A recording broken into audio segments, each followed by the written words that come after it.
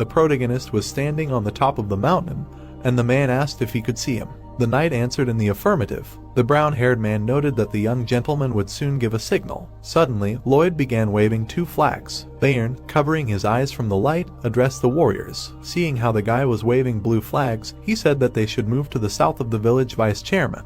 And when he raised a blue and white flag, the man added that they should be faster. Blank looked at him and asked what kind of nonsense this was, noting that it was the same as opening a direct path to the village for the monsters. Imagining their current location relative to the village, the blonde said that it was a matter of time before they could break through the barrier. Then, imagining them in a different place, he indignantly asked him if he really thought that an attack from the side would work, and then shouted that of course it wouldn't. The protagonist began to twirl 2 flags, and the brown-haired man told them to repeat after him. Lloyd raised a white flag. When he waved it to the side, the man translated, telling them to move for the queen. Looking at Bayern, Blank loudly asked what just happened. The brown-haired man told him that everything was originally planned. Lloyd, with fury in his eyes, continued to wave the flags, mentally asking what they were thinking, and then exclaimed that there was no point in this. Meanwhile, the mastodons were approaching. The guy abruptly turned around. "I'll fly 2 flags up," he mentally shouted that they were already advancing. The monsters raced through the forest. They ran past the mountain where the brown-haired man was. He smiled slyly, thinking that the first step had been taken.